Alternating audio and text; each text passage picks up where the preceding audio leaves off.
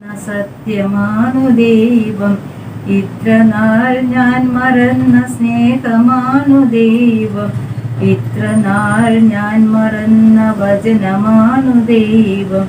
എത്ര വൈകി ദൈവമേ നിന്നെ അറിയുവാൻ. മനമുയർത്തി സ്വരമുയർത്തി ഹാലേലൂയ പാടിടാം, പാവനാത്മ നിറവിലെന്നും ഹാലേലൂയ പാടിടാം, ഹാലേലൂയ പാടിടാം.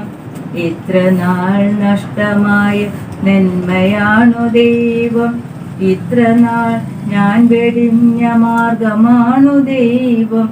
എൻ്റെ ഏക ലക്ഷ്യമാണു ജീവനാണു ദൈവം.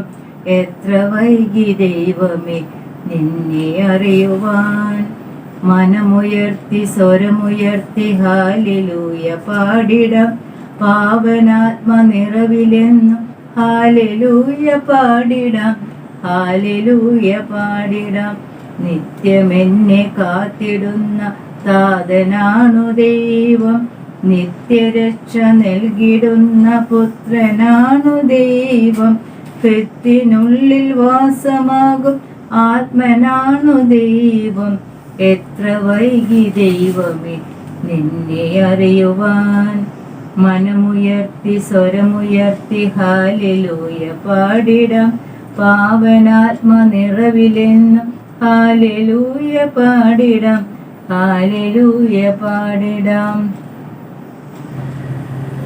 ബൈബിൾ പുതിയ നിയമത്തിൽ നിന്നുള്ള വായന. ലൂക്കായുടെ സുവിശേഷം 7-ാം അധ്യായം മുതൽ. യേശു ജനങ്ങളോട് പ്രബോധനം അവസാനിപ്പിച്ച് കഫർനാമിലേക്ക് പോയി.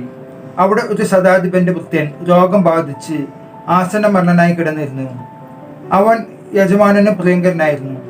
ശതാധിപൻ യേശുവിനെ പറ്റി കേട്ട് തൻ്റെ ഭൃത്യനെ സുഖപ്പെടുത്തണമെന്ന് അപേക്ഷിക്കാൻ ചില യഹൂദ പ്രമാണികളെ അവൻ്റെ അടുത്തേക്ക് അയച്ചു. അവർ യേശുവിൻ്റെ അടുത്ത് വന്ന് കേണപേക്ഷിച്ച് പറഞ്ഞു, നീതി ചെയ്തു കൊടുക്കാൻ അവൻ അർഹനാണ്.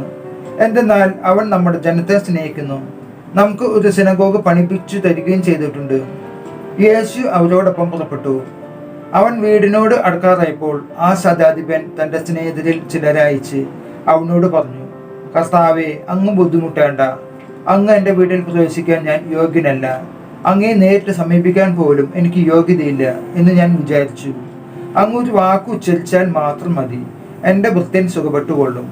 കാരണം ഞാനും അധികാരത്തിന് കീഴ്പ്പെട്ടവനാണ്, എൻ്റെ കീഴിലും പടയാളികൾ ഉണ്ട്.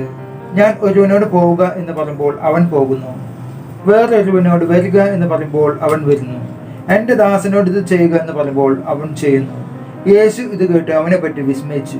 തന്നെ അനുഗമിച്ചിരുന്ന ജനക്കൂട്ടത്തിന് നേരെ തിരിഞ്ഞ് അവൻ പറഞ്ഞു, ഞാൻ നിങ്ങളോട് പറയുന്നു, ഇസ്രായേലിൽ പോലും ഇതുപോലുള്ള വിശ്വാസം ഞാൻ കണ്ടിട്ടില്ല. അയക്കപ്പെട്ടവർ തിരിച്ചു ചെന്നപ്പോൾ ആ ഭൃത്യൻ സുഖപ്പെട്ടിരിക്കുന്നതായി കണ്ടു. അതിനുശേഷം അവൻ നായിൻ എന്ന പട്ടണത്തിലേക്ക് പോയി. ശിഷ്യന്മാരും വലിയ ഒരു ജനക്കൂട്ടവും അവനെ അനുഗമിച്ചു. അവൻ നഗര കവാടത്തിനടുത്ത് എത്തിയപ്പോൾ മരിച്ചുപോയ ഒരുവനെ ചിലർ എടുത്തുകൊണ്ടുവരുന്നത് കണ്ടു. ഒരു വിധവയുടെ ഏകപുത്രനായിരുന്നു അവൻ. പട്ടണത്തിൽ നിന്ന് വലിയ ഒരു ജനക്കൂട്ടം അവളോടൊപ്പം ഉണ്ടായിരുന്നു. അവളെ കണ്ട് മനസ്സലിഞ്ഞ് കർത്താവ് അവളോട് പറഞ്ഞു, കരയണ്ട. അവൻ മുന്നോട്ട് വന്ന് ശവമഞ്ചത്തിന്മേൽ തൊട്ടു. അത് വഹിച്ചിരുന്നവർ നിന്നു. അപ്പോൾ അവൻ പറഞ്ഞു, യുവാവേ, ഞാൻ നിന്നോട് പറയുന്നു, എഴുന്നേൽക്കുക. മരിച്ചവൻ ഉടനെ എഴുന്നേറ്റിരുന്നു. അവൻ സംസാരിക്കാൻ തുടങ്ങി. യേശു അവനെ അമ്മയ്ക്ക് ഏൽപ്പിച്ചു കൊടുത്തു. എല്ലാവരും ഭയപ്പെട്ടു. അവർ ദൈവത്തെ സ്തുതിച്ചുകൊണ്ട് പറഞ്ഞു, ഒരു വലിയ പ്രവാചകൻ നമ്മുടെ ഇടയിൽ ഉദയം ചെയ്തിരിക്കുന്നു. ദൈവം തൻ്റെ ജനത്തെ സന്ദർശിച്ചിരിക്കുന്നു. അവനെ പറ്റിയുള്ള ഈ വാർത്ത യൂദയ മുഴുവനിലും പരിസരങ്ങളിലും പടർന്നു. ഈ സംഭവങ്ങളെ പറ്റിയെല്ലാം യോഹന്നാന്റെ ശിഷ്യന്മാർ അവനെ അറിയിച്ചു. അവൻ ശിഷ്യന്മാരിൽ 2 പേരെ വിളിച്ച്, വരാനിരിക്കുന്നവൻ നീ തന്നെയോ അതോ ഞങ്ങൾ വേറൊരുവനെ കാത്തിരിക്കണമോ എന്ന് കർത്താവിനോട് ചോദിക്കാൻ പറഞ്ഞയച്ചു.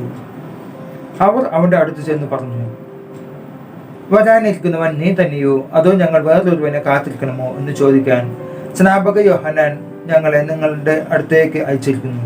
അപ്പോൾ യേശു വളരെ പേരെ രോഗങ്ങളിൽ നിന്നും പീഡകളിൽ നിന്നും അശുദ്ധാത്മാക്കളിൽ നിന്നും സുഖപ്പെടുത്തുകയും അനേകം കുരുടന്മാർക്ക് കാഴ്ച കൊടുക്കുകയും ചെയ്തു. അവൻ പറഞ്ഞു, നിങ്ങൾ കാണുകയും കേൾക്കുകയും ചെയ്തതെല്ലാം ചെന്ന് യോഹന്നാനെ അറിയിക്കുക. കുരുടന്മാർ കാണുന്നു, മുടന്തന്മാർ നടക്കുന്നു, കുഷ്ഠരോഗികൾ സുഖപ്പെടുന്നു, ചെകിടർ കേൾക്കുന്നു, മരിച്ചവർ ഉയർപ്പിക്കപ്പെടുന്നു, ദരിദ്രരോട് സുവിശേഷം പ്രസംഗിക്കപ്പെടുന്നു. എന്നിൽ ഇടർച്ചുണ്ടാകാത്തവൻ ഭാഗ്യവാൻ. നമ്മുടെ കർത്താവായ യേശു മിശിഹായ്ക്ക് സ്തുതി.